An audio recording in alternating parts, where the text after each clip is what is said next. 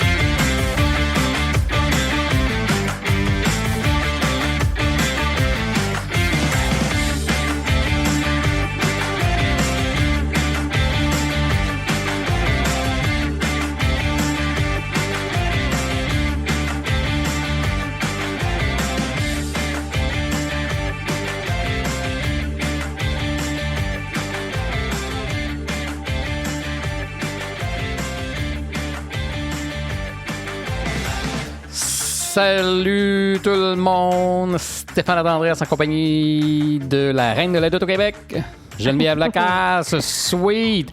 C'est le dernier podcast de 2025. On parle de John Cena, puis c'est les prix de l'année. On est déjà rendu là. T'as-tu vu l'année passée? L'année passée, la pointure. T'as-tu vu l'année? Il me semble que ça a passé vite cette année.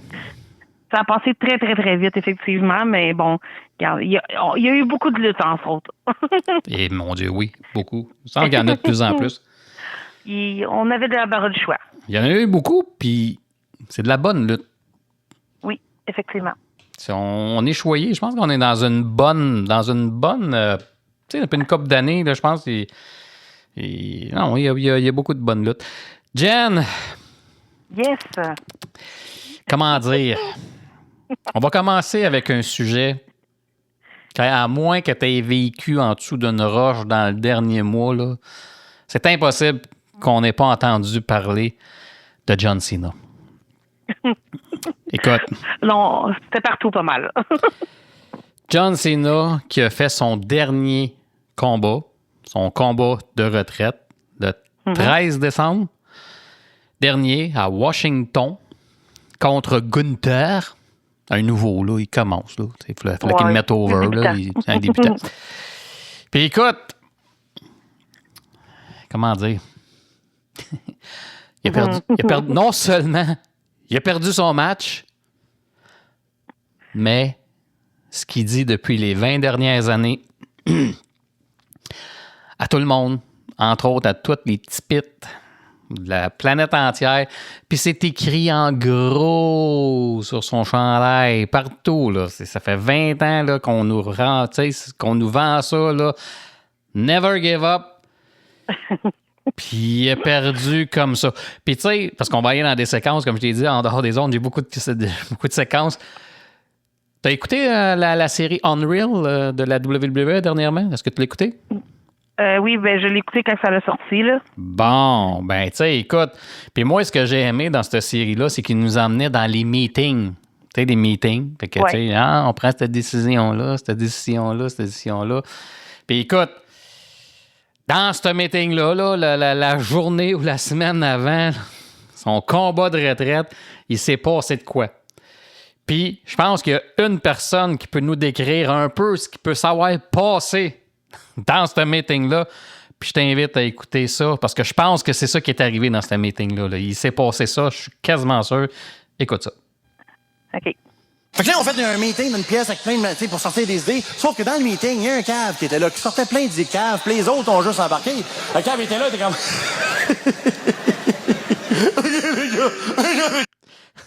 Hey, les gars. Écoute, fait que le cave, il a dit, hey, les gars, John Cena, non seulement on va le faire perdre, mais on va le faire abandonner. Puis toute la gang de cave, ils se sont tous mis en rond, la main dans le milieu, puis ils ont dit ça. On le fait! Mais voilà.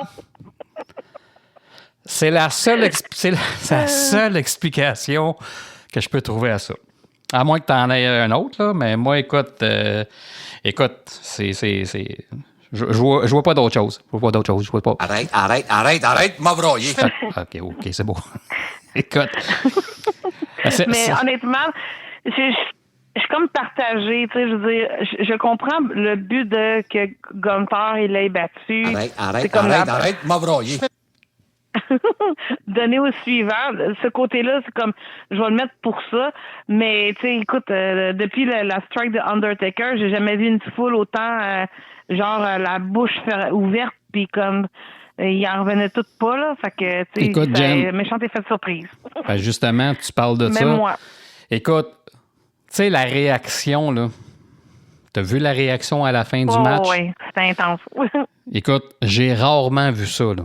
Surtout à la WWE. Le message, il était clair, net et précis. Puis justement, vu que tu parles de ça, je t'invite à écouter juste ce que les gens, disaient.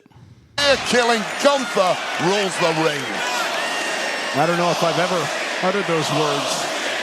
Cena taps out.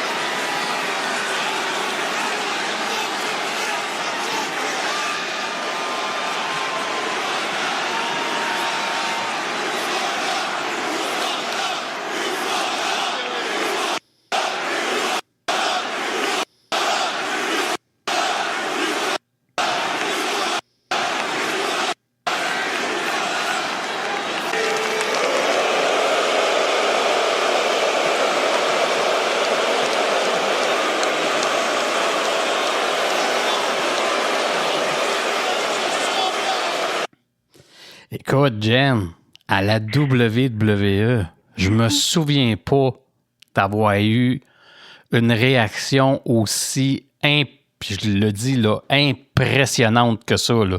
C'était incroyable. Oh ouais, puis tu sais, quand Triple H est sorti, puis tout ça, la réaction encore plus vive, là, c'est comme, tu sais, le monde l'ont manifesté, le mécontentement, là, et je pense qu'ils l'ont compris. S'il l'a pas compris, il est sourd. Exact. Puis toi, c'est quoi t'es d'accord avec ça? T'es pas d'accord? Tu dis que t'es partagé. T'es d'accord? T'es pas d'accord? Ben, tu sais, je trouve ça plate qu'ils finissent sur cette note-là. Mais, tu sais, en entendant tout ce que le monde dit sur la personne, c'est ce côté-là que je suis pas surprise qu'il ait voulu mais mettre over son adversaire pour son dernier match. Non, moi, je veux savoir, toi, Geneviève Lacaste, quand tu as vu le résultat final, toi, honnêtement... Ben, la femme en moi était déçue. Ben, c'est ça, exact. C'est ça. C'est ça. Fait que toi, c'est ça. Toi, comme moi, tu n'étais pas d'accord avec la décision. Non, j'ai trouvé ça plate. OK. Mais tu sais, la fan en moi qui est fan de lutte, là, pas la lutteuse et tout, qui comprend peut-être les choses, là, mais non, en tant que fan... Time out. Qui comprend les choses, là. Explique-moi. Vas-y. Fait que là, explique-moi qui comprend les choses. Vas-y. Mais comme que je venais de te mentionner, je suis pas surprise que c'est Cena lui-même qui a demandé de mettre over Gunther pour le pousser encore plus heel. Mais ça, c'est peut-être la raison pour moi qui ferait que c'est genre j'accepte un peu plus qu'est-ce qui est arrivé là. OK. C'est juste ça. OK. Écoute, il y a quelqu'un en arrière-scène qui s'appelle un booker. Ouais. Qui, lui, va décider qu'il a le dernier mot.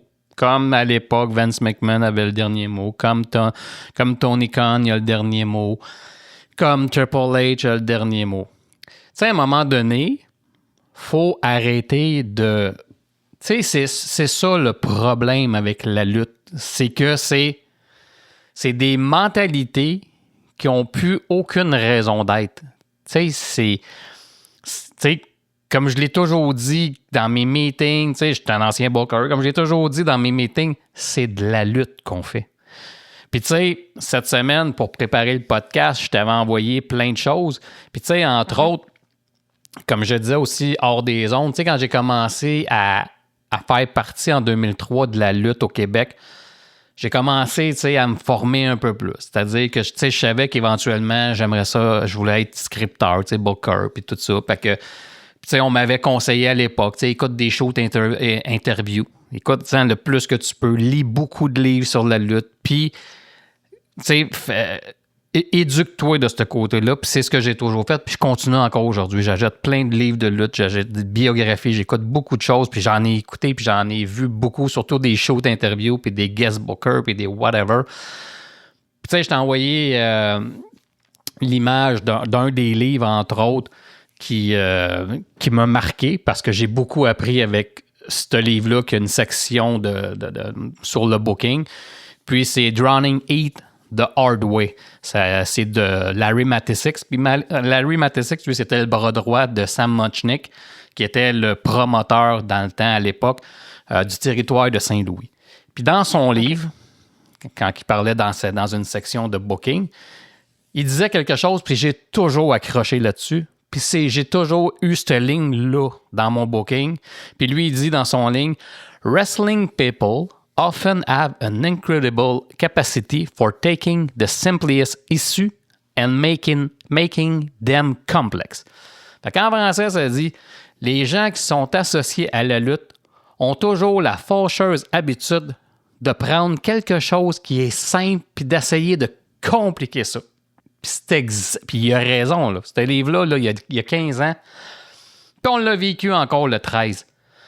Ouais. Pourquoi que tu t'entêtes, là? Tu sais, je peux comprendre que John Cena, il avait peut-être le contrôle créatif sur la fin, mais rendu là, ça marche plus.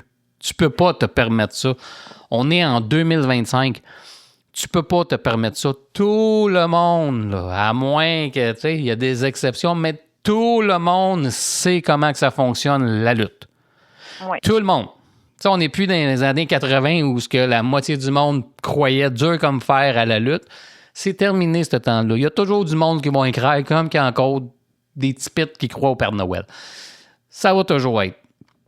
Ouais. Mais à un moment donné, c'est un spectacle. Le monde paye cher leurs billets. Ils veulent un happy ending. Puis il faut être capable de faire la différence des choses. Moi, là, j'ai vu, là, après ce combat-là, là, j'ai vu du monde sur Facebook là, écrire des stupidités comme ça n'a aucun sens, sans donner d'argument. Vous voyez, là, ceux qui pensaient, vous êtes juste des marques. Écoute, mon gendre, je vais le dire, je vais le nommer parce que je vais avoir cette discussion-là avec lui à Noël. Il a marqué, tout ça, blablabla, c'est des marques. OK? T'es-tu capable d'analyser la situation? T'es-tu capable d'avoir une discussion? T'es-tu capable d'emmener des arguments? Ouais. Écoute, Jen, le 3 mars 2024, il est arrivé quelque chose de merveilleux à la AEW. Revolution. Puis encore là, je pense que je t'ai envoyé, ou sinon, tu l'as-tu eu? Oui, je te l'ai envoyé, là, le petit texte sur Sting. Oui. Sting, il prenait sa retraite à Revolution. 3 mars 2024. Sting, cette soirée-là, il était champion par équipe avec Darby Allin. Il prenait sa retraite, là. Non seulement il a gagné son match avec Darby Allin, mais il a pris sa retraite en étant champion par équipe de la AEW. Un happy ending. Puis en plus, il a pris sa retraite là. Pourquoi? Parce que c'était à Greensboro. Greensboro, là, la WCW et la NWA, là, c'est un territoire mythique pour ça. Tu sais, Mid-Atlantic Wrestling, Mid-South, whatever. Il a lutté beaucoup, puis il y a eu beaucoup de choses qui sont passées à Greensboro. C'était significatif. Puis, tu sais, Sting, il voulait perdre. Puis, dans ce combat-là, il affrontait les Young Bucks. Puis les Young Bucks, ils sont allés voir Tony Khan, puis ils ont dit, nous autres, il n'est pas question qu'on gagne ce combat-là. Il n'est pas question qu'on prenne les ceintures. Nous autres, on veut que le bonhomme qui a donné beaucoup à la lutte, que c'est un territoire important pour Sting et pour beaucoup de lutteurs de sa génération, nous autres, on veut qu'il quitte la tête haute puis qui quitte en champion. C'est les Young Bucks, asti. Une des meilleures équipes. Il aurait pu avoir de l'ego, puis non. Ils ont dit non. Fait que Tony Khan, il a dit non, puis Sting, il voulait perdre. Puis Sting, ben, il n'a pas joué de game, puis il a dit c'est beau les boys, puis ça a fait que il est parti, puis il a gagné son match. Il est resté champion. Ah oui. Tout le monde est parti à la maison content. That's it, that's all. Pourquoi qu'on n'a pas fait ça à John Cena? Tu sais, pourquoi? Puis qu'est-ce qui est le plus aberrant là-dedans? Tu sais, puis, tu sais, il faut faire la... Tu sais, il faut comprendre, là, tu sais... L'affaire de dire que quand le lutteur s'en va, c'est une tradition, il faut qu'il perde. Non, non, non. Il y a une raison. C'est si un lutteur, là, je te parle, tu sais, dans le temps des années 80, là, tu sais, quand il y avait des territoires, là. Si tu quittes pour un autre territoire, oui, le promoteur te faisait perdre, puis généralement, tu mettais quelqu'un d'over parce que toi, tu t'en vas, puis lui, il va rester dans le territoire. Ça faisait bien du sens dans ce temps-là, OK? Ouais. Puis that's it. John Cena, il s'en va pas. Il s'en va pas à la AEW, il s'en va pas à TNA. Il prend sa retraite. Fait que ça s'applique pas. Ouais, mais pour mettre quelqu'un d'over, excuse-moi, est-ce que sérieusement, là, est-ce que Gunther a besoin d'être over présentement?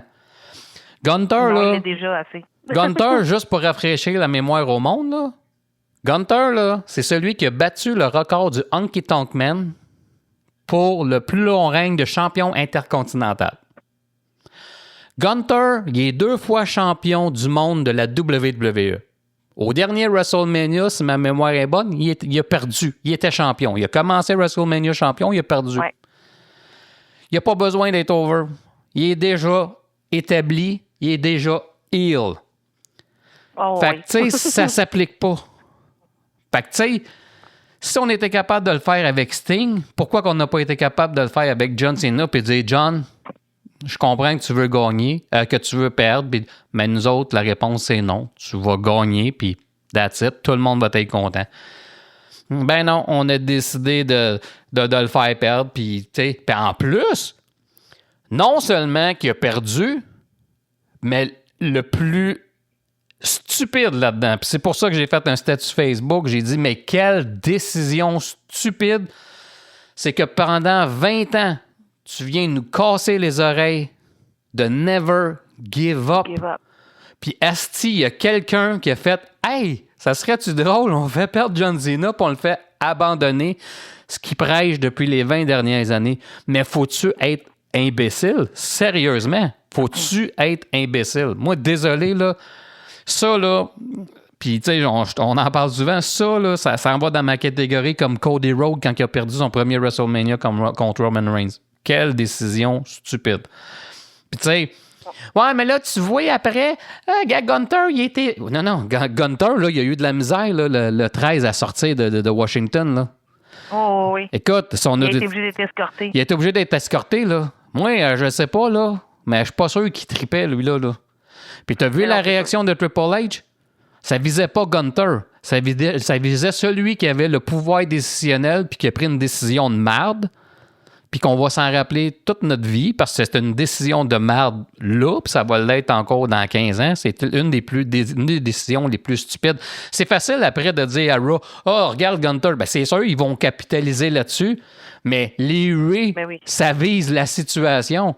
Puis tu sais, comme j'ai fait le parallèle, pour moi, ça, là, Gunther, là, il se retrouve dans la même situation que Survivor Series en 97, quand Vince McMahon il a fait le screwjob sur Bret Hart.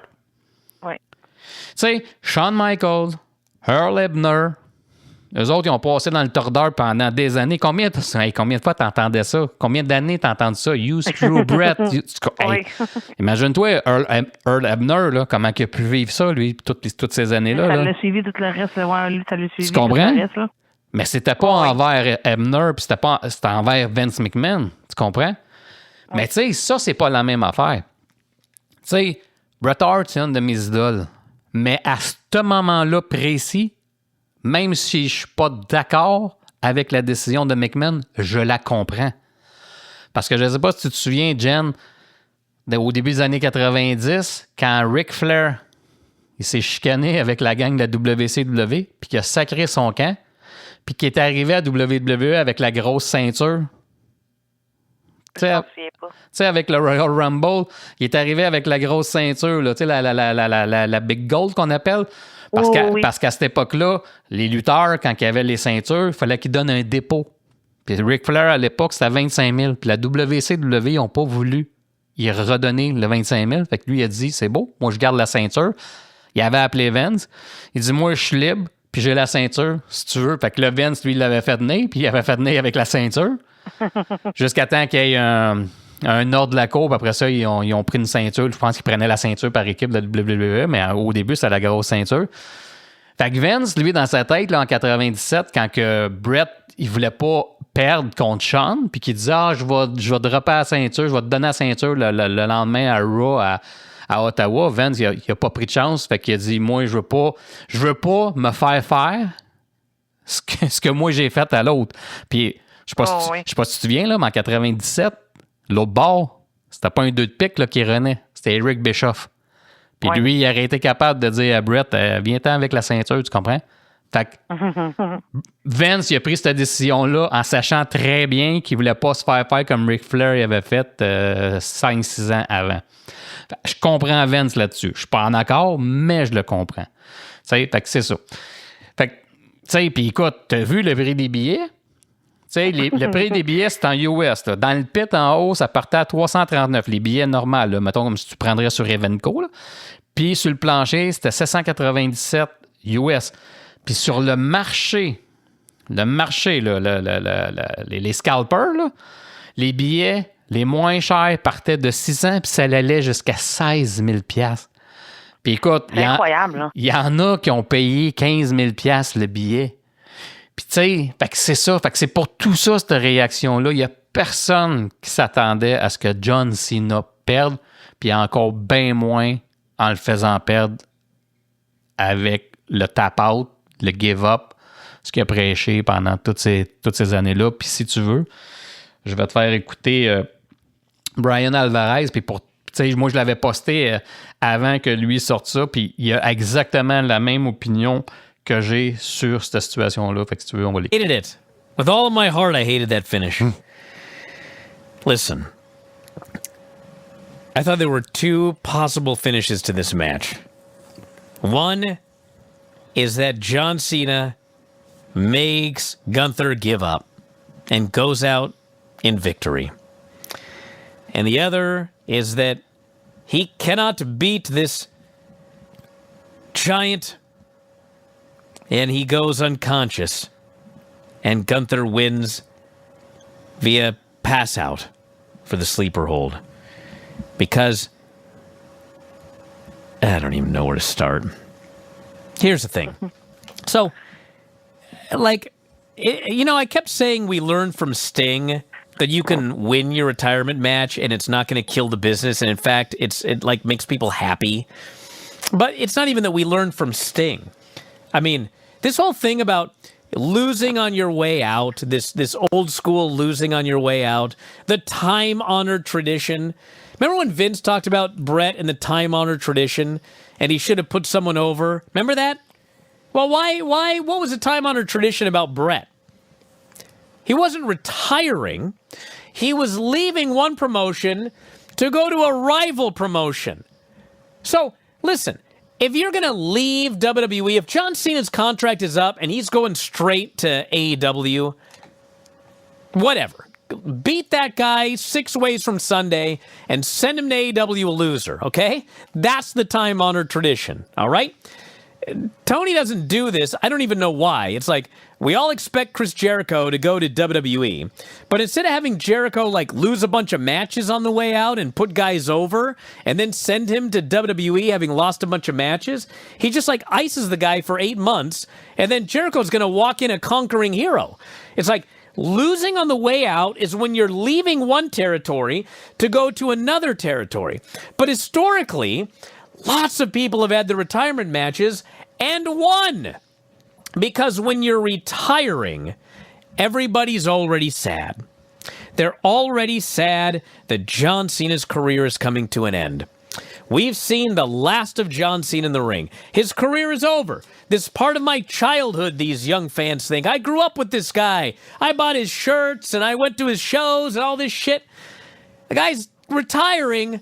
They just want to see him go out with one last win. And it was very clear here that the fans paid their money to see this guy win. Like, everyone's talking about how, oh man, Gunther's going to be really hated now. Guys, the bell rang and the people were chanting, fuck you, Gunther. They chanted, fuck you, Gunther, for the first 15 minutes of this match, long before we even had a finish. They already hate the guy. He's not like a young up-and-coming star that needs to be elevated. He's been a multi-time world champion. He retired Goldberg. Like, what the fuck do we need to get Gunther over for? So, I thought he should have won. Clearly, that's all anybody wanted. Him losing had people turning on the company. They turned on Triple H. Triple H got more heat than Gunther, guys. That's true. Triple H got more heat than Gunther did. So if the idea was to get Gunther over as the most hated guy in WWE, the problem is it's 2025 and nobody saw it that way. They saw it as, this motherfucker, this Triple H, Uncle Paul, fuck that guy. Why did he have John Cena lose on it? They were mad, okay? Now, the other thing is, all right, fine. John Cena, he decides he wants to put a guy over on his way out. I'm sure he did. I'm sure he wanted to do it. Hunter could have told him no, but he didn't. Hunter did the same thing. I do what's best for business, blah, blah, blah, blah, blah. But the thing with the finish that really irritated me was for 20 years, John Cena has preached, never give up. That's been his whole gimmick. Like, the guy that goes to all of those Make-A-Wish deals and the guy that puts his never give up thing on this kid, his never give up hat on that kid, his never give up whatever, never give up, never give up, never give up, never give up, never give up, never give up. Well, you know what? If you can't win your last match, at least never give up. Instead, it was his last match, and after preaching this for 20 years, he gave up. Et voilà. C'est incroyable. C'est, J'ai adoré. écoute, c'est un non-sens. Puis tu sais, c'est pour ça que j'ai pas utilisé la séquence, parce que ça, je l'avais posté avant que lui... On a exact... Puis souvent, on a souvent la même opinion. Tu sais, Jen, c'est un peu comme... Puis ça, je le mets dans la même catégorie. La streak de Undertaker. Ouais. Écoute, il n'y a personne, mais personne qui voulait voir le Undertaker perdre. Personne avec un P majuscule. Tu sais, à la limite, là, tu sais, si... Donne ça à quelqu'un. Tu sais, si tu veux, donne... Tu sais, moi, j'ai toujours dit, à cette époque-là, à ce moment-là précis, moi, mon choix, ça aurait été Bray Wyatt. Tu veux le mettre over, oui. C'est lui qui vient de... Il donne ça à Brock Lesnar. Il en a pas besoin, ciboire. C'était quoi cette idée de marde-là? Oui. Tu sais, des décisions stupides par décisions stupides, mais celle de John Cena qui perd puis qui tape out, il give up. Désolé, là. Écoute, c'est incroyable comment qu'on a pu prendre de quoi de simple. Puis tu sais, hier, écoute, j'étais assis dans le salon, là, à un moment donné, j'étais tellement dans ma bulle parce que je préparais le podcast. Tu sais, là, je vais commencer à faire du camping d'hiver, OK? Fait que c'est comme si je m'en vais, là, je me prépare, là, je m'en vais faire du camping d'hiver. Puis que là, il fait fret, asti. Puis il fait fret. Puis tu sais, j'emmène un lighter puis du papier, mais j'ai aussi, tu sais, tu frottes là, sur un genre de bidule, puis ça te fait des flammes, là, des flamèches. Oui. J'ai ça aussi, parce que des fois, tu sais, je veux m'amuser, tu sais. Mais là, c'est comme si je suis dans le bois, je veux allumer mon four parce qu'il fait fret. Pas il fait froid, il fait fret. Là, j'ai le choix entre mon lighter que j'ai dans mes mains, là, puis du papier, puis là, je vais gosser je vais frotter 2 morceaux de bois ensemble. Ça va me prendre 4 heures, mais je vais avoir une flamme au lieu de l'avoir instantanément. Tu sais, se compliquer la vie, là, ben, c'est ça. Écoute, ça a juste pas de sens. Sérieusement, écoute, Triple H, il l'a échappé, puis ça a aucun sens. Écoute, ça, là, je te le dis, là, je te le confirme, ça, là, c'est devenu mon top 1. Des choses les plus stupides que j'ai vues en 43 ans de lutte. C'est la chose la plus stupide que j'ai vue. Ça top. Le deuxième, là, je mets Cody Rhodes qui a perdu à WrestleMania, là, parce qu'à WrestleMania, tu es supposé gagner des happy endings. Là. Je veux dire, tu builds pendant un an.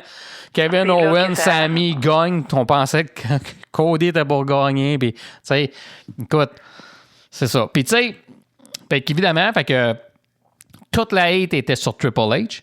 Puis, à la fin, tu sais, ils font des conférences de presse, là, à la fin. Fait que là, Triple H s'est fait poser des questions, là. Puis, comment que tu sais, ouais, t'as fait perdre, puis tout ça. Puis là, le monde sont pas contents, sont pas si. Fait que Triple H, savais-tu, Triple H parle français?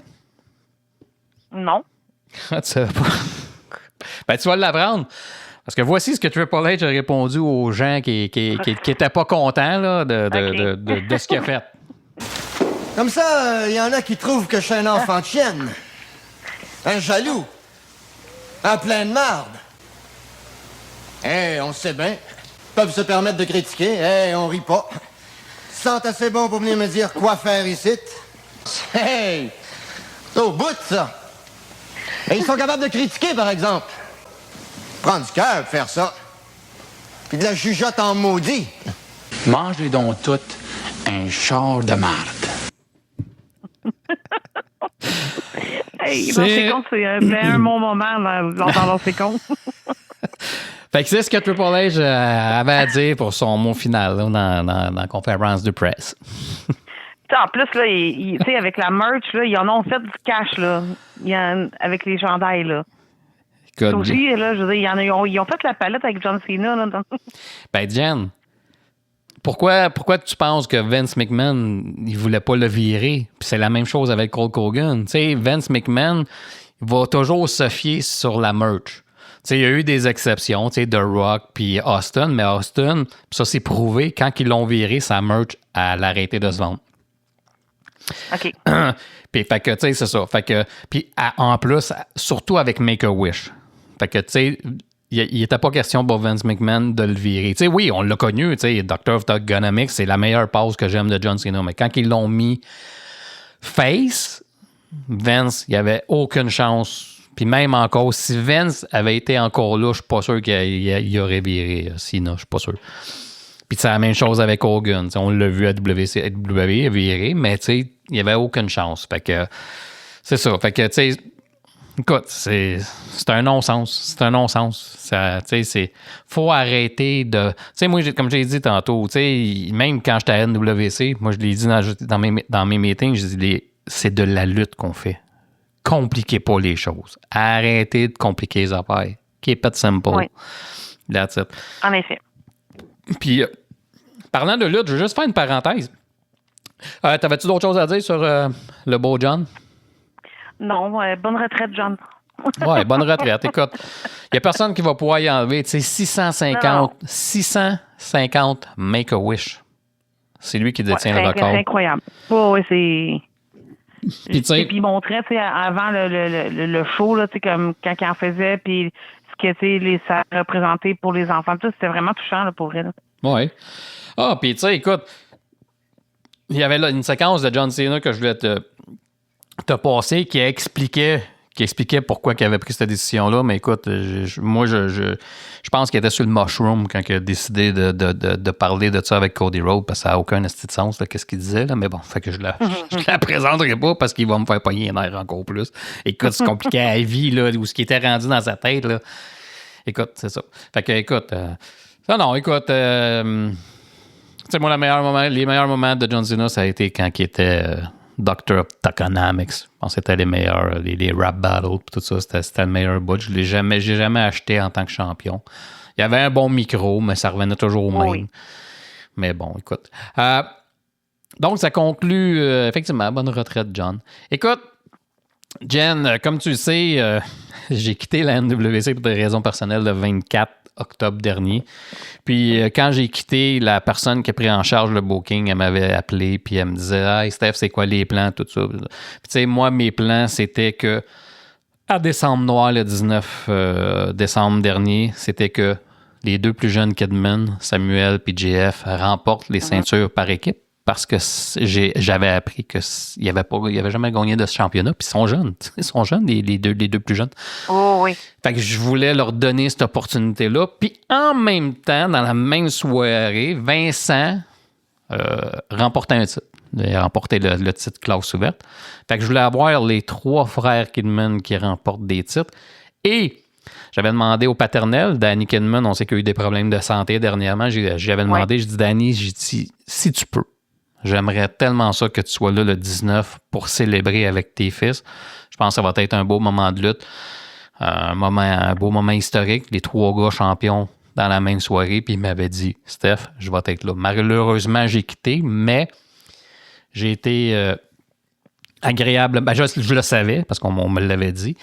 Mais tu sais, on ne sait jamais, ça peut changer quand même. Fait que le 19, le 20, quand j'ai regardé les résultats du gala de la NWC, puis que j'ai eu des messages aussi, quand j'ai vu que JF, Sam puis Vincent avaient remporté des ceintures puis que Danny était là, m'a dit, ben honnêtement, j'ai eu une émotion parce que c'est quelque chose, ça a été ma dernière décision de booking.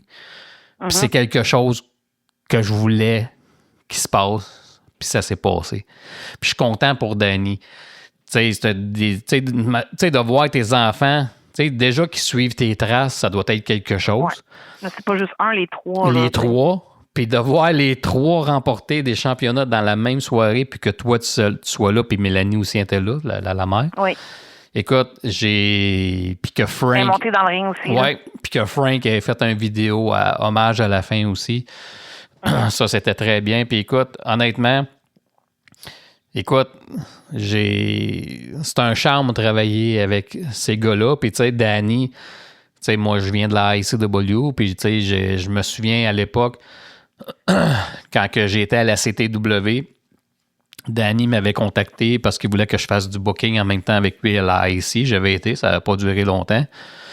Puis, mais, tu sais, c'est ça. Fait que, tu sais, Danny, c'est quelqu'un que je respecte beaucoup. Tant du côté humain que professionnellement, puis d'avoir... Tu sais, comme j'ai toujours dit, moi, ce que j'ai toujours aimé dans le booking, c'est pas de faire des matchs, c'est de donner des opportunités. Puis c'est... créer des moments. Créer des moments. Puis tu sais, j'ai écrit à Danny, j'ai dit ça, les gars, c'est votre WrestleMania moment, fait que profitez-en. Fait que... Non, mais j'ai été voir le gala. Ben oui, puis t'as chopé du monde.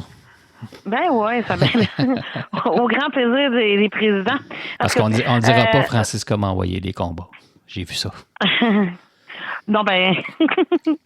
fait que en tout cas, c'était un super beau moment pour vrai. Puis moi, j'adore ces 3 jeunes-là. Ça, depuis leur début, pour vrai. Tu sais, ils travaillent fort. Tu sais, je trouve ça beau avec leurs jaquettes, les fabuleux frères. Ouais. Ça fait un peu vintage. Mais tu sais... Puis, tu sais, les 3 ont des beaux styles. Ils travaillent fort. Tu sais, Vincent, il est vraiment, tu sais, il s'occupe de beaucoup de choses, pas juste de lutter. Tu sais, fait que c'est une belle relève. Puis, c'est beau de les mettre de l'avant, là, pour vrai, là. Fait que c'est une très bonne job, là. Puis, tu sais, j'ai posté de quoi cette semaine parce que, tu sais, ça m'a tellement fait penser en 2008 à la NWC encore. Je faisais du booking. Il y avait Guy Ranger, Ranger Boy, qui était venu voir une coupe de gala et tout ça. Puis il luttait pas, là. Puis à un moment donné, il était à la table du DJ. Puis j'étais allé le saluer. Je disais, hey, salut Guy, ça va? Hey, Ring, ça va? Tout ça. Je dis, hey Guy, question pour toi. Il dit, ouais. Je dis, depuis le temps que tu luttes, as-tu déjà été champion en équipe avec un de tes gars, soit Luc, Lucky Ranger ou Shorty?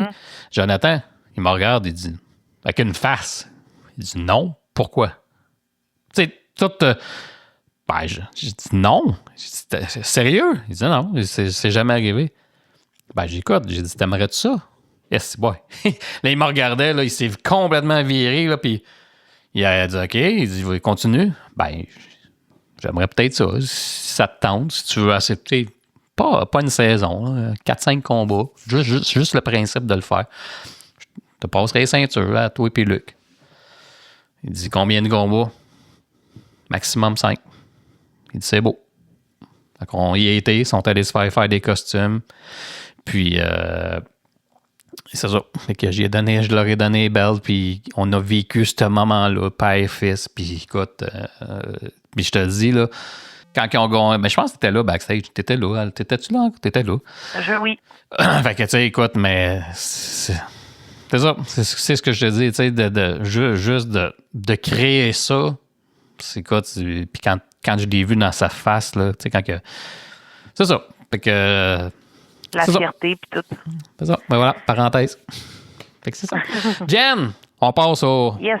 au moment important du podcast, puis on est déjà rendu là, les prix de l'année 2025 dans le monde de la lutte. Puis cette année, on va faire une petite exception. C'est-à-dire que autant on va choisir nos catégories pour la AEW et pour la WWE. Dans certaines catégories, il va juste avoir un choix, mais on va autant y aller AEW que la WWE. Puis si tu veux, on va commencer avec ta lutteuse de l'année à la AEW et ta lutteuse de l'année à la WWE. Puis ensuite, je vais y aller. D'accord. Ben moi, j'ai nommé comme lutteuse de l'année pour la AEW. Je ne peux pas mettre autre personne que Mercedes Moné. Oh! Pour l'ampleur des comme pas juste à la AEW, mais son année en général, le débordement de ceinture et tout. Et pour la WWE, moi, j'ai été pour Stéphanie Vasquez. Oh! Je sais pas si je le dis bien, là, mais... Stéphanie Vaquer. C'est ça. Ben, tu l'as. Ben, Jen, on a les mêmes choix. Pour vrai? Ouais. Nice. Écoute, autant que j'ai critiqué Mercedes Moné, mais, tu sais, à un moment donné, tu sais, je suis pas un fan d'elle, mais on peut pas y enlever l'année qu'elle a eue. Non, c'est ça, exactement. La seule chose que je trouve encore là, tu sais, moi, tu vas m'entendre le mot stupide, ce que je comprends pas, c'est que malgré tout ça, la ceinture qu'elle devait gagner, ils n'ont pas donné. Elle l'a pas gagné. Ça, tu sais, je comprends pas. Mais bon. Mais écoute, elle a été championne TBS, elle a été championne Ring of Honor, elle a été championne un peu partout. Tu sais, il y a eu beaucoup, tu sais, les promoteurs, ils ont joué là-dedans, mais bon, écoute, elle a eu toute une saison. Puis Stéphanie Vaquer, ben écoute, elle a été championne à NXT, elle est montée dans le roster principal, puis elle est devenue championne, puis c'est toute une lutteuse, donc... oui, vraiment. On a les mêmes choix pour cette catégorie-là. Hey, on s'est pas appelé avant. Cool. C'est hot. Jen, lutteur de l'année à la AEW et à la WWE. OK. Pour la AEW, j'ai mis mon choix sur Jon Moxley. Oui. Et pour la WWE, je l'ai donné encore à Cody Rhodes. Oh, excellent. Excellent. Écoute, moi, pour la WWE, effectivement, Cody Rhodes. Et, attention, pour la AEW, tu sais, l'année passée, je l'avais nommé celui qui avait eu la meilleure progression, whatever. Puis cette année, je trouve qu'il s'est vraiment démarqué. Puis, tu sais, il est encore là dans une progression là, complètement folle. Moi, j'ai donné ça à Kyle Fletcher. C'est un de mes préférés. Il me fait... Oui. Tu sais, comme Will Ospreay dans le temps, il me fait penser à lui, puis tu sais, il est en train de monter, il a son style, puis tu sais, il est tellement bon. Fait que j'ai donné ça à Kyle Fletcher pour cette année, lutteur de l'année à la AEW. C'est un excellent choix. Jen, équipe de l'année à la WWE et à la AEW. Oui, avec la WWE, j'ai mis The Judgment Day. Oui. Puis pour ce qui est de la AEW, j'étais partagée entre deux, mais j'ai gardé mon FTR. Oh, OK. Quand même. Ouais. Écoute, moi, je vais te surprendre. Okay. Parce que mes deux équipes de l'année, autant à la AEW qu'à la WWE, c'est des équipes féminines. Oh! Fait qu'à la... Mais tu vois, j'y ai pas pensé à ça dans le sens que, tu sais, j'ai remarqué qu'il n'y avait pas de catégorie équipe féminine de l'année, mais j'ai pas mis mais c'est bon. Tu veux, à la WWE, pour moi, l'équipe de l'année, parce qu'ils ont créé quelque chose, ça m'a tellement fait penser à Kevin Owens puis Chris Jericho dans le temps, Alexa Bliss puis Charlotte Flair. Ils ont été championnes par équipe. Ouais. Puis je pense qu'ils ont retenu, dans toutes les équipes, je pense qu'ils ont retenu l'attention pas mal cette année. Puis du côté de la WWE, écoute, juste pour l'accomplissement qu'ils ont fait, parce qu'on se souvient toujours des numéros 1, j'ai donné ça à Willow Nightingale puis à Harley, je l'ai dit comme ça? Harley Cameron, parce qu'ils ont remporté les titres inaugurales de championne féminine par équipe de la AEW. Donc, pour moi, c'est un moment historique. Fait que je leur ai donné ça. Oui, effectivement.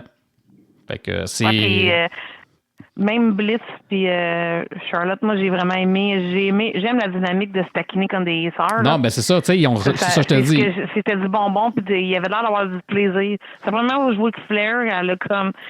Tu le vois que, elle s'amuse. Oh ouais. Puis tu sais, comme je disais, ça me faisait tellement penser au Festival of Friendship avec Jericho puis tu sais, Kevin Owens dans le temps, là. Puis tu sais, t'avais hâte à ces segments-là. Oui. Fait que tu sais, ça a retenu l'attention. Fait que pour moi, déjà ça, tu sais, pour moi, c'est un tout. C'est autant dans le ring que les à côté. Fait que j'ai été, puis je me suis surpris quand j'ai fait mes choix. J'ai créé 2 équipes féminines quand même. Fait que c'est bien. Jen, ta recrue de l'année, là, je le mets dans... Je mets recrue ou sensation. Fait que un ou l'autre. Soit c'est recrue, soit c'est une personne t'a découverte, ou la sensation, celui qui t'a fait... qui t'a fait comme ouvert les yeux. Là, wow! Fait que recrue de l'année ou sensation de l'année. Ça, c'est at large. Peu importe. WWE, AEW, TNA, il faut juste qu'il y en ait un. La personne cette année, là, que... J'ai vraiment mis mon accent sur la recrue, là, parce que ne pensant pas que comme plus large, là, ça aurait sûrement été un autre choix là, que j'aurais fait, mais pour vrai, pour la WWE, c'est Devon Evans. Oui. Ah oui, il est tellement bon.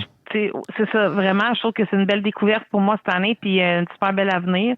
Puis pour ce qui est de la AEW, j'ai mis pour Kevin Knive. C'est juste un. Ah, c'était juste un. OK, bon, c'est bon. OK. Mais ça va rester lui. OK. C'est un bon choix parce que celui que j'ai choisi, il ressemble un peu. Je pense que c'est eux autres qui ont lutté contre à Saturday Night Main Event. Moi, j'ai choisi Leon Slater. Oui. Il est tellement bon. Il fait penser un peu à Javon. Puis il a remporté le championnat X cette année, je pense. Oui, c'est vraiment un bon jeune. Oui, c'est vraiment un bon jeune. Fait que moi, je l'ai mis dans la catégorie sensation de l'année parce que je pense qu'il luttait avant. Fait que sensation de l'année. Oui, puis les autres, on dirait qu'ils ont des springs dans les jambes. Là. Écoute, je peux pas croire qu'ils revolent comme ça. C'est fou. C'est ça que je dis. C'est incroyable. Jen, fédération de l'année. Ah, ben moi, j'ai regardé la WWE. Exactement. Moi aussi. Oui. Écoute, cette année, la WWE, on dirait qu'ils ont été partout sur la planète. Partout. Ils ont été partout, en Europe, en Australie, ils ont été partout. Ils ont été au Japon. Écoute, c'est incroyable. Ils sont venus au Canada, je ne sais pas combien de fois. Écoute, c'est incroyable. Puis, tu sais, ils reviennent en 2026. Tu sais, 2 shows à Montréal, tout ça. Fait que, écoute... ils ont fait de l'argent comme de l'eau. Là. C'est sûr que le prix des billets puis le fait d'éliminer les house shows, mais tu sais, quand même, écoute, tu peux pas passer à côté de ça. Une grosse année, oui. Grosse année. Jen, le lutteur le plus populaire, AEW et WWE. Oui. La WWE, moi, j'ai mis Jey Uso. Oh, Jérôme. Pareil, juste avec l'entrée, puis comme, tu sais, je sais pas, il est... C'est ça, ouais, c'est ça. J'espère qu'il va être là à SmackDown pour le faire. En tout cas, bref. Et pour la AEW, j'ai mis Hangman Adam Page. Oh, c'est bon. Bon, ben tu vois, pareil comme toi. Moi, la AEW, j'ai mis Hangman Adam Page. Puis pour la WWE, j'ai mis John Cena. Écoute, partout ce qu'elle est. On se fiait à Montréal aussi. Là, écoute, ça a été fou l'accueil. Puis. Ça a été incroyable cette année, Cena. Là. Jen, le plus détesté WWE AEW. À la AEW, j'ai mis Kyle Fletcher. Oh! Mon petit Kyle. Oui. Et la WWE, j'étais partagée entre Gunther et Seth Rollins, mais je vais y aller avec Gunther. Oh, OK. C'est bon, ça. Gunther, c'est celui qui a battu John. Oui, c'est ça. On le rappelle. Pour ceux qui ne le savaient pas encore. Il a give up. Il y avait gars. Oui, voilà. Il a fait taper John. Oui. Pour moi, à la AEW, c'est John Moxley. Puis, écoute, à la WWE, j'ai mis Dominic Mysterio. Oui, excellent choix. Dom. Encore cette année, Ouais, oui. écoute, il prenait le micro, il avait de la misère à attendre malgré qu'il est over à AAA, là, c'est sûr, là, mais WWE, ça. Dominique. Jen, celui qui s'est le plus démarqué cette année, toute fédération D'accord. confondue, celui ou celle, là, peu importe. Là. Je peux pas un de chaque, non? Non. OK. OK. Bon, là, j'en avais marqué 2. Mais je vais y aller quand même avec un coup de cœur féminin que j'aime beaucoup, Chelsea Green. Ah, Chelsea Green! Très bon choix.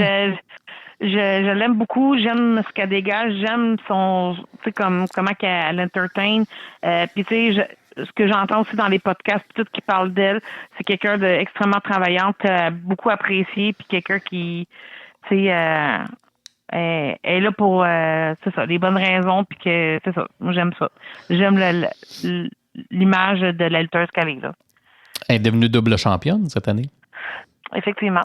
Puis, tu sais, Jen, tu sais, tu commences à me connaître, tu sais quand que je te dis souvent, tu sais, je fais un comparatif dans le temps, puis, tu sais, Tony Storm, quand elle était à WWE, à cette heure, elle a compris que, mais tu sais, Chelsea Green, c'est exactement ça. Elle sait dans la business dans laquelle elle est, c'est-à-dire du divertissement. Tu sais, Et voilà.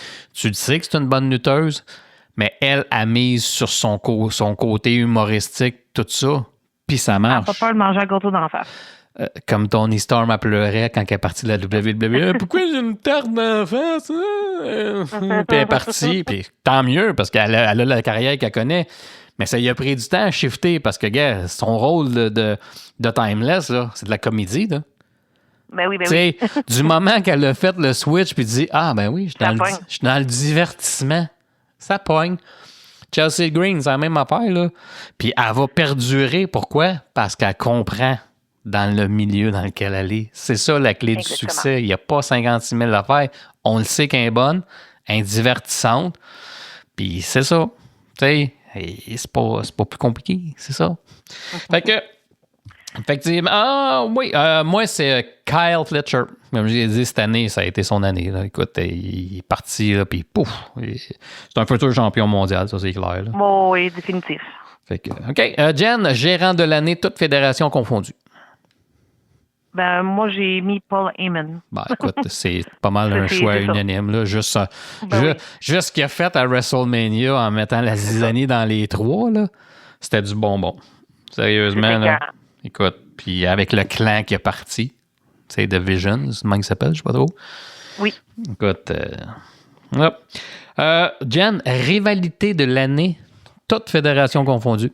Rivalité, si vous êtes je l'ai marqué ici. Okay. J'ai mis, ben moi j'en ai mis 2, mais je vais y aller avec CM Punk puis Seth Rollins. Ah, c'est bon ça. C'est bon. Oui. J'avais pas pensé, mais c'est bon. Moi, j'ai mis John Cena contre Cody Rhodes. Ça a commencé à Elimination Chamber, puis ça s'est poursuivi jusqu'à SummerSlam, puis et plus, là. Fait que John Cena, Cody Rhodes, Seth Rollins et... C'est qui t'a dit? C'est CM Punk. C'est bon? C'est bon? Oui. Jen, je pense que je ne l'ai pas l'année passée, je l'ai ajouté. Annonceur de l'année, toute fédération confondue. Annonceur ou annonceuse. Moi, je l'aime bien. J'ai mis Justin Roberts. Il est très bon. Moi, quand il call John Moxley, là, écoute, c'est incroyable. Moi, je suis allé un peu champ gauche pour cette année parce qu'il y a eu un rôle. C'était pas un annonceur de toute la carte, mais j'ai mis Mark Nash Parce que Mark Nash, tu sais, John Cena, quand il se faisait présenter comme le 17e moment, c'est lui qui le présentait. Puis je trouve que ça l'ajoutait de quoi, ça mettait de quoi au show. Fait que, tu sais, là, il le fait plus, mais il le faisait plus d'un dernier, mais il était un bout, je pense qu'après Elimination Chamber, ou je sais pas trop, là, c'était lui pas mal à tous les shows. Fait que j'ai mis Mark Nash, puis en plus, ben, c'est un Canadien. Bon, on a mis Mark Nash. Mais Justin Roberts, écoute, il est pas mal dur à battre. Oui. Jen, ton coup de cœur de l'année. Tu sais, la personne qui t'a fait vibrer, qui t'a fait vivre des émotions, ton coup de cœur de l'année, toute fédération confondue. Ben moi, je suis allée encore avec Chelsea Green. Oh, quand même. Avec Ethan Page puis tout. J'aime beaucoup qu'est-ce qu'ils font présentement. Puis, tu sais, ça m'a vraiment comme... Je sais pas, je sais que j'ai l'impression que ça peut aller loin. Oui. Puis, tu sais, c'était le fun d'avoir des équipes mixtes, genre. Effectivement. Puis 2 Canadiens en plus. C'est ça. Il y en a énormément des coups de cœur, mais je sais pas, c'est lui qui m'est venu c'est ça qui m'est venu en premier quand que j'ai vu la catégorie. Écoute, Jen, moi, mon coup de cœur, si tu m'avais dit ça, je t'aurais dit, es-tu malade? Ça arrivera jamais. Mais j'ai pas le choix, il faut que je me rende à l'évidence. Pour la première fois en 20 ans, de 20, 25, moi, ça a été John Cena. OK. Moi, de son heel turn, qui était excellent. Le reste, c'est de la merde, je l'ai déjà dit. Mais quand tu sais, après WrestleMania, il est revenu face à WrestleMania, puis on se demande encore pourquoi, mais tout le après, tu sais, écoute, moi, ça, au Centre Bell, tu sais, j'ai acheté mes billets pour une raison. Le 8 août, c'était pour voir John Cena. Qu'il soit face, qu'il soit bad. On savait que c'était sa dernière fois. Je voulais être là. J'ai acheté de la merch de John Cena. C'est pas compliqué. Tabarouette. Puis écoute, puis tout le après, là. Tu sais, toutes les dernières fois, j'ai tellement trouvé que ça fait... Tu sais, de rassembler toutes les villes, à chaque fois où ce qui passait, là, d'avoir cet engouement-là, je trouve que ça a été magique cette année. C'est jusqu'à temps que ça vienne foirer à Washington. Là. Mais je trouve que c'était magique. Fait que je donne ça Mais t'as totalement raison. à John Cena. Jen, pay-per-view, PLE de l'année, ben évidemment, toute fédération confondue. Oui, WrestleMania jour 2. Oui, ben effectivement. Écoute, le choix, écoute, il y avait tellement de choix, il y a tellement eu de bons shows. Il n'y a pas de mauvaise, il n'y a aucune mauvaise. De toute façon, dans tous les choix, il n'y a aucune mauvaise réponse, c'est des choix personnels. Mais écoute, moi, j'y vais avec Revolution de la AEW qui a eu lieu le 9 mars 2025. Pourquoi? Parce que dans ce pay-per-view-là, il y a eu 3 matchs de 5 étoiles et plus. Il y a eu Maria May contre Tony Storm qui a eu 5 étoiles. Il y a eu Will Ospreay contre Carl Fletcher qui a eu 5 étoiles. Puis je pense qu'il y avait eu Kenny Omega, quelque chose. Mais ça a été le premier gros pay-per-view de l'année que j'avais fait. Wow! Mais WrestleMania aussi, c'était dur à battre. Là. Écoute, c'était vraiment bon. Fait que, OK, good. Attends une minute. Hey, on avait-tu? Oui, on a-tu fait combat de l'année? Oui, je t'avais-tu dit combat de l'année? C'est parce que t'as combat de l'année masculin, combat de l'année féminin. On l'a pas fait, là. On l'a pas fait, OK. Parce que de mes notes, il reste 4 choses, là. De tes notes, il reste 4 choses, OK? Ouais. Arbitre de l'année, j'ai nouvelles. Ouais, les nouvelles, après? Combat de l'année masculin, féminin. Ah, OK. Arbitre de l'année, Jen? J'ai donné à Jessica Carr. Oh! Bon choix. Oui. Madame Carr. Moi, j'ai été avec Chad Patton. C'est lui qui il était là pour le 17e titre de John Cena. C'est lui qui était arbitre. Okay. Puis il a été arbitre dans son dernier match aussi à Washington contre Gunther. Fait que je l'aime bien. Fait que donnez ça à Chad Patton. Yes, sir. Parfait. Combat féminin de l'année, puis combat masculin de l'année. Ouais. Oui. Donc, dans le combat féminin de l'année, moi, j'ai mis Bianca Belair, Rhea Ripley et Io Sky à WrestleMania 41. Ouais, c'est ça. On y va à AEW puis WWE. Puis, ouais, c'est ça. Et AEW, c'est le Blood God féminin. OK. Moi, pour les filles, j'ai le même que toi. Le triple threat à WrestleMania. Côté AEW, j'ai Maria May contre Toni Storm à Revolution, parce qu'il y avait eu 5 étoiles, puis c'était vraiment bon. C'était un solide match. Ouais. Côté masculin? Le côté masculin, j'ai mis Carl Fletcher contre Will Ospreay à Révolution. Oui. Puis, tu vois, je viens de voir, j'ai omis de mettre un match à la WWE, donc vraiment désolé. Ah. Ben, j'ai le même. Mais je pourrais dire que Cody Rhodes contre John Cena, là. Oui, c'est bon. Ben, tu sais, j'ai les deux mêmes. Moi, Carl Fletcher contre Will Ospreay dans le combat de cage à Revolution, puis John Cena contre Cody Rhodes. Pourquoi? Parce que John Cena venait de battre le record. Fait que c'est quand même quelque chose. On a assisté à quelque chose. Ça va prendre du temps avant qu'on voit ça.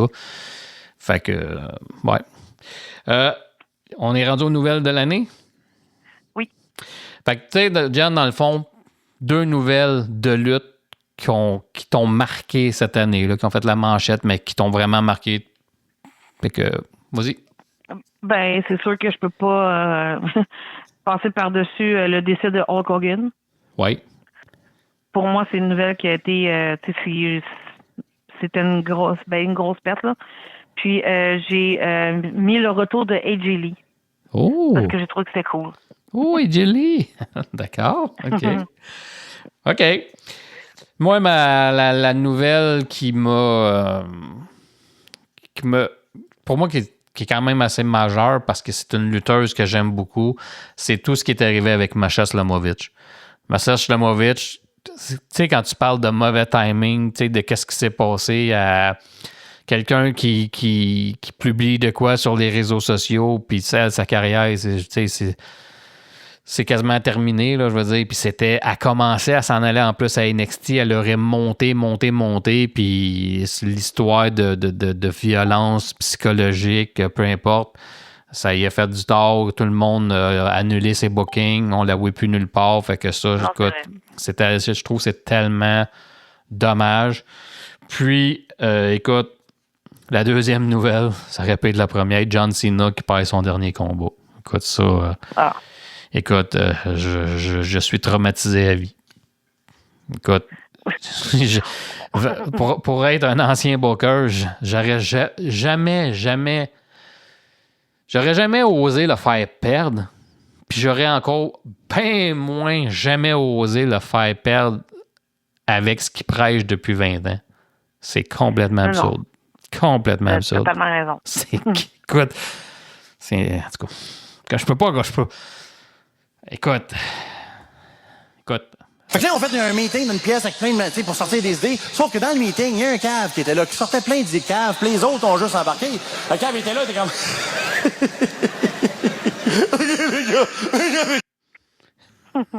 On le fait!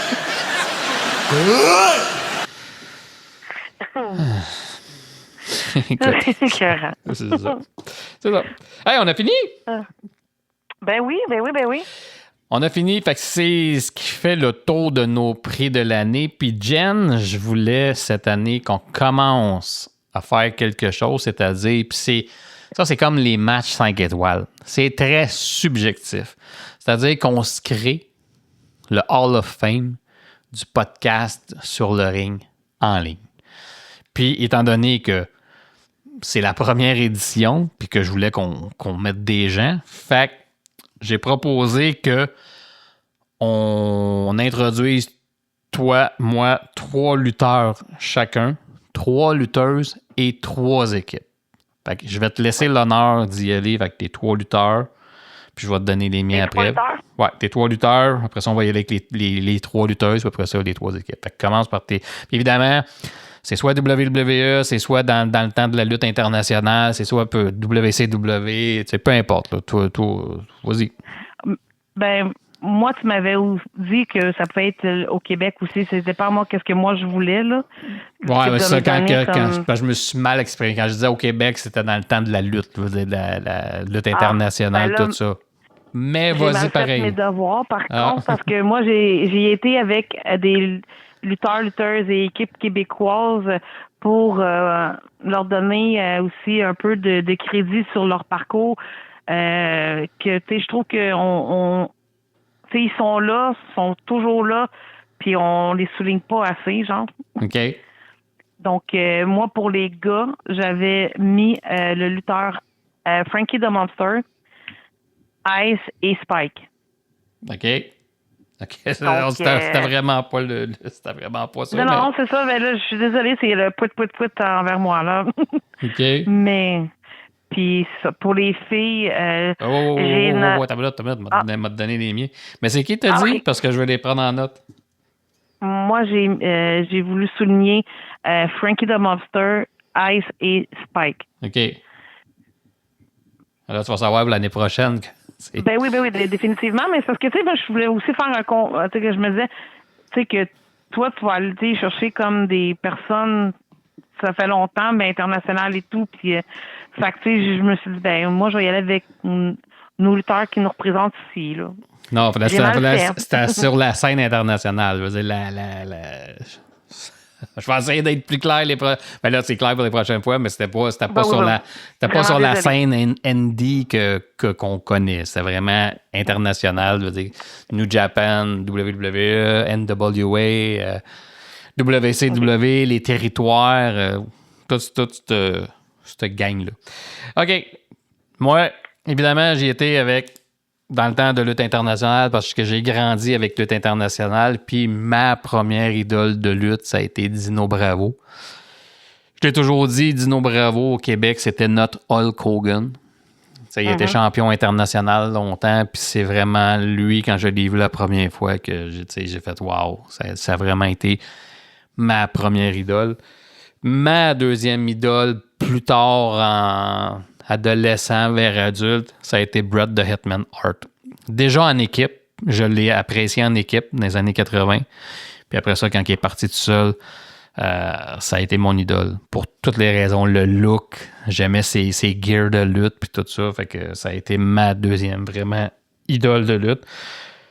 Puis, tu en parlais tantôt, il est décédé cette année, Hulk Hogan.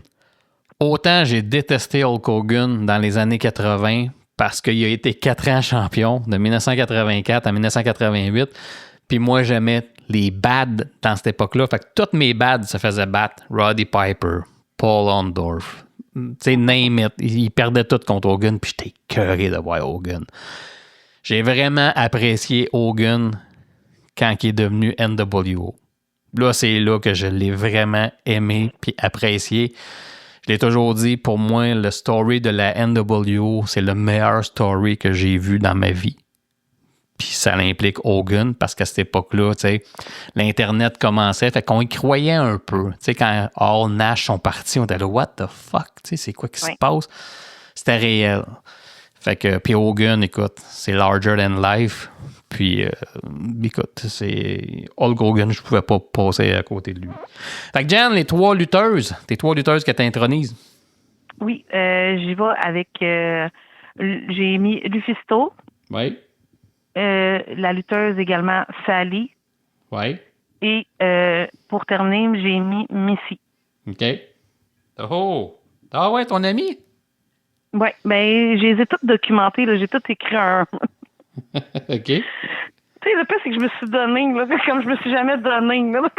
D'accord. Moi, j'étais sûre de bien faire mes devoirs. Ben, tu sais, moi, je suis fière de ce que j'ai fait, là, mais je veux dire, pour moi, ben, c'est 3 personnes qui ont apporté puis qui apportent encore à la lutte. Donc, je veux dire, c'est ça. D'accord. OK, je vais y aller avec mes choix. La première, écoute, cette lutteuse-là, elle m'a marqué dans les années 80. C'est la lutteuse la première lutteuse sur laquelle j'ai flashé, c'est elle. J'étais adolescent, fait que déjà, elle était belle à cette époque-là. Elle était, faut que je le dise, elle était belle. Mais écoute, ça m'avait demandé de sortir les bidons, j'aurais eu intérêt à les sortir et être son mari. Puis c'est Sherry Martel. Elle, dans les années 80, quand elle était à la AEW, là, elle était quelque chose. T'sais? Fait que ça a été la première vraiment lutteuse sur laquelle j'ai flashé. Ensuite, il y a Chyna. Chyna, quand elle a commencé à WWE, j'étais là, what the fuck, c'est qui? Puis c'est quoi ça? Jusqu'à temps qu'elle évolue, puis jusqu'à temps qu'elle devienne la première femme, à faire le Royal Rumble, puis 2, à remporter le titre intercontinental. Elle a fracassé plusieurs barrières, puis elle a marqué sa génération. Puis l'autre, c'est notre Canadienne Trish Stratus. Elle, quand elle a commencé, j'étais là, tu sais, elle était cute, mais tu sais, sans plus. Puis on a appris, parce que tu sais, elle veut pas, tu sais, c'était l'Attitude Era, puis c'était le Brun Panties, tu sais, les filles qui avaient l'air de n'importe quoi. Puis après ça, quand ils ont commencé à lutter, elle a vraiment évolué, puis elle était vraiment bonne. Puis c'est une de nos meilleures Canadiennes qu'on a eues, puis qu'on a. Fait que, et voilà. Donc, les équipes. Moi, j'ai les équipes TDT, Mathieu Saint-Jacques puis Thomas Dubois. J'ai également mis les enfants de cœur. OK. Puis pour terminer, parce que je voulais quand même, tu sais, encore là, parce que moi, je voulais être québécois, mais je voulais quand même mettre les Hardy Boys pour leur année, parce qu'ils ont quand même eu une grosse année, puis, tu sais, c'est ça. D'accord. OK. Premier choix. Quand j'étais jeune, la première équipe que j'ai aimée, puis ça a été vraiment mes deux premiers idoles. Puis aujourd'hui, il y en a une des deux là-dedans que je suis content que je peux parler avec, je communique avec de temps en temps. Les frères Rougeau. Raymond puis Jacques Rougeau. Ça, il n'y avait pas une équipe, moi, quand j'étais jeune, qui était meilleure que ça. Puis écoute, c'était des dieux, là. Les Rougeau, là, le nom Rougeau, c'est comme le nom d'Hulk Hogan. Au Québec, là, c'est la même signification pour les gens de ma génération, là, les Rougeau. Puis, tu sais, Raymond, cette année, tu sais, j'ai communiqué avec lui, j'ai fait un petit podcast avec lui, très généreux. Écoute, ce monsieur-là, là, écoute, je lui ai écrit aussi quand il a remporté encore sa victoire pour la mairie. Mais tu sais, juste pour te dire une idée, là, tu sais, quand je l'ai contacté la première fois pour faire le podcast, justement, c'était sur le décès d'Hulk Hogan. J'y avais écrit. Tu sais, j'avais dit, je fais un podcast, j'aimerais ça savoir si vous êtes intéressé, tout ça, peut-être tatata. Puis là, j'étais au camping, puis j'avais pas de nouvelles. Ça faisait à peu près 1 heure et demie que je venais d'y écrire. Puis moi, j'avais dit à Julie, on s'en va. OK, fait qu'on s'en va. Fait que c'est moi, mon stock de podcast, je l'avais emmené au camping. Tu sais, on avait fait des podcasts. Moi, j'étais au camping. Puis j'étais sur la 15. Je venais de quitter. Là, j'étais même pas à hauteur de Saint-Mathieu-de-la-Prairie. Puis là, le téléphone sonne. Là, je vois un numéro privé. Fait que je réponds, je suis dans l'auto. Oui, Stéphane, s'il vous plaît. Oui, c'est Raymond Rougeau. Je fais, là, je suis là. Je fais, what the fuck? Je suis dans le char, je peux pas. Il dit, ouais, si tu veux, je peux faire l'entrevue. Ben, je peux pas parce que là, je suis dans mon auto, j'étais au camping. Ben, il dit, écoute, il dit, pas de trouble, là. Il dit, mec, t'as le temps. Il dit, tu me rappelles, puis. Écoute, j'avais raccroché, mais j'étais tellement mal. Je venais de partir du camping. J'ai dit à Julie, il n'y a aucune chance. J'ai dit, on retourne d'abord. J'étais plus proche du camping que chez nous. Fait que je suis retourné au camping. J'ai placé mon stock. J'ai réécrit. J'ai dit, Monsieur Rougeau, j'ai dit, il est 1h l'après-midi. Finalement, j'ai viré de bord, je titre jusqu'à 5h. Si vous voulez me rappeler, j'ai envoyé le courriel 10 minutes après. Il m'a rappelé, puis on a fait l'entrevue. Tu sais, il n'était pas obligé, là. Mais il l'a fait. Puis, fait qu'après ça, tu sais, j'ai posé la question. Je dis, si jamais il y a d'autres choses, je peux-tu vous réécrire à ce courrier-là? Ils disent, tu vas te donner mon numéro, puis tout ça. Fait que des fois, je lâche des choses. Fait que, tu sais, mais il est tellement une perle. C'est tellement gentil, ce monsieur-là. Fait que, écoute. Fait que les Rougeaux. Deuxième équipe, comme je te disais, je peux pas. Tu sais, c'est la Hart Foundation. Écoute, moi, j'ai vu leur premier championnat en 1987, là, quand que Danny Davis, ils avaient fait gagner contre les British Bulldogs. C'était tellement de la merde, mais j'ai tellement marqué. Fait que la Hart Foundation, comme j'ai dit déjà, j'aimais Bret Hart avec des handballs. C'était tellement une équipe. Tu sais, il était en rose. Tu sais, il sortait du lot, là. Tu le savais là, qu'il était pour arriver de quoi avec eux autres. Fait que la Hart Foundation. Puis au Québec, je peux pas mettre les frères Rougeau sans mettre les frères Garvin. Parce qu'il y a beaucoup de choses, il y a beaucoup de choses qui sont associées. Tu sais, l'histoire des frères Garvin, c'est tellement une histoire. Tu sais, c'est un conte de fées. Là. C'était même pas supposé arriver. Écoute, puis il est arrivé un combat au Forum de Montréal le 24 juin 1985. Dans les journaux de lutte, ils ont appelé ça le massacre de la Saint-Jean. Puis moi, à NWC, quand j'ai parti le gala hardcore qu'on connaît, je l'ai baptisé le massacre de la Saint-Jean en l'honneur de ce combat-là qui impliquait les Garvin puis les Rougeau. Fait que je pouvais pas passer à côté des frères Garvin. Puis en même temps, c'est Ronnie Garvin qui a déjà été champion mondial NWA. Fait que ça va de soi. Fait que voilà notre temple de la renommée. Ouais. Voilà. Good. Écoute, Jen. Oui. Là, c'est vrai que ça complète le podcast. Puis, avant de quitter, avant qu'on finisse ce podcast-là, je voulais en profiter encore une fois pour te remercier de ton implication envers le podcast Sur le ring en ligne. Je te remercie de ta disponibilité. Je te remercie de ton professionnalisme, puis d'être présente, puis d'être là avec moi, puis qu'on partage, puis qu'on donne nos opinions, qu'on ait du fun, puis qu'on fasse vivre ce podcast-là, puis qu'on amène notre touche à nous autres. Ben, merci de penser à moi, puis c'est toujours... moi, j'ai toujours du fun de parler de lutte avec toi, puis merci de m'inclure dans ton projet, puis je suis super reconnaissante. Arrête, m'a broyé. C'est Gilles Guilbeault. Ben, Calais bien. Aïe. On le fait! Fallait que tu me fasses décrocher à la fin. Oui. Calais bien. Mais il y a eu beaucoup de belles luttes cette année, puis l'année prochaine, on va avoir encore bien des sujets à jaser, c'est sûr, certain. Ça, c'est clair, c'est sûr et certain. Puis je voulais en profiter pour te souhaiter un bon temps des fêtes. Yes. Abuse pas trop des bonnes choses. Non, ça va être bien relax. Ah, d'accord. Fait que... Mais pour les prochains podcasts, tu sais, quand je voulais parler de ces lutteurs et lutteuses québécoises-là, ben je vais conserver mes textes, puis je vais en dire un par podcast. Ah, c'est bon, ça. Fait que, Mais tu peux en dire un, tu peux les dire si tu veux, pas de trouble, mais. Ben non, ben c'est parce que là, si j'ai fait tout back-à-back de un, ça va être long, là. OK. Ben tu peux en Mais faire un? Non? On peut, c'est comme...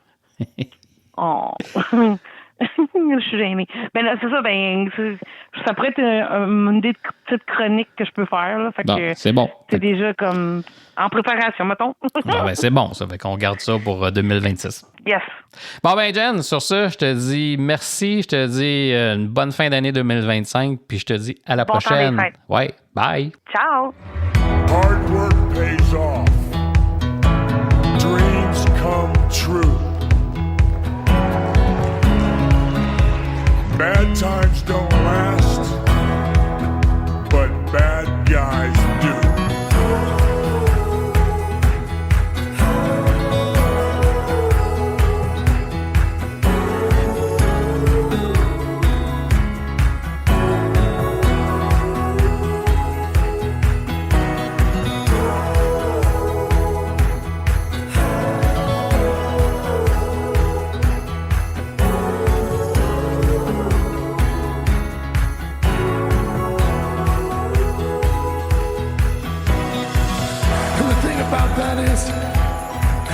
Is that I can sit here right now today and I can look all of you in the eyes and I can